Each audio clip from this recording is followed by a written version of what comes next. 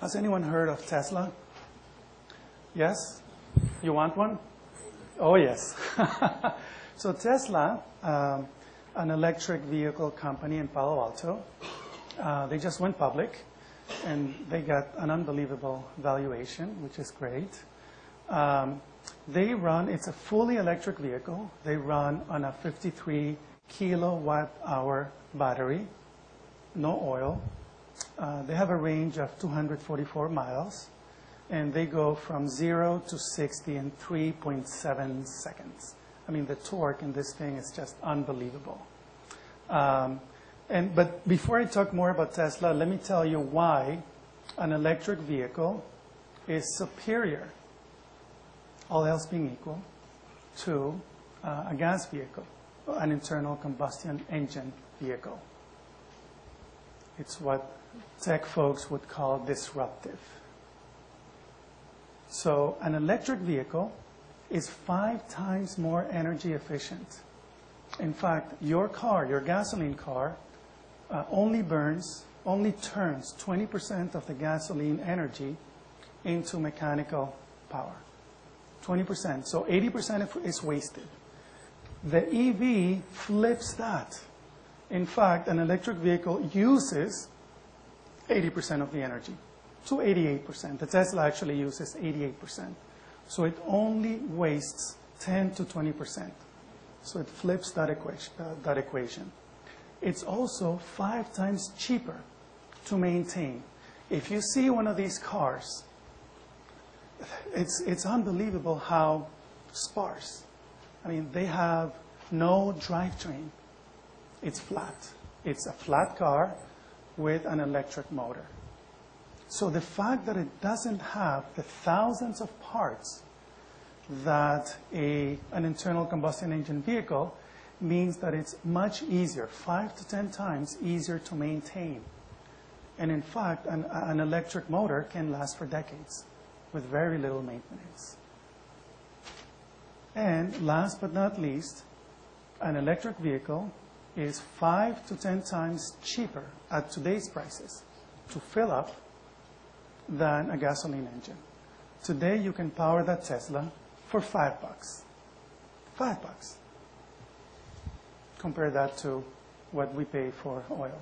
So all these put together mean that the electric vehicle, when they reach about the same price as the gasoline car, they're going to take over. There's no two ways about it. People are going to make the right financial decision, which is to buy an electric vehicle. But here's the problem. Who can afford the Tesla? The Tesla is $100,000. That's not my car, by the way. I'm just filling it up.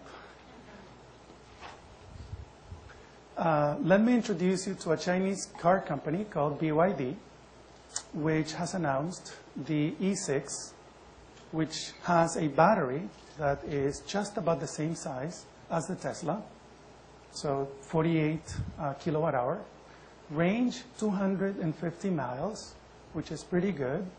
You can power it at home.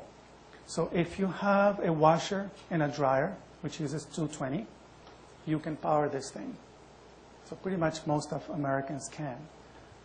And you can charge half of it, 50% of the battery, in 10 minutes.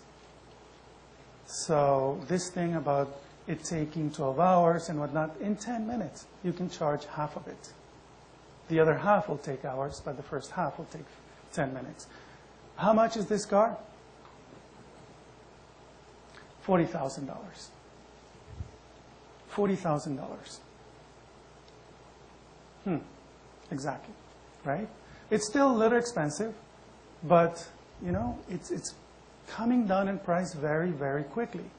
So the mass migration from gasoline cars, from internal combustion engine vehicles to electric vehicles is going to happen when the cost of the EVs go down by 50%. So we need a $20,000, $25,000 car. Yes? So the problem, the reason that EVs are expensive is that batteries are expensive. Batteries are 50% of the cost, maybe more, of electric vehicles. So if we look at the cost curve for batteries, for lithium-ion batteries, they're dropping by 8% per year in cost.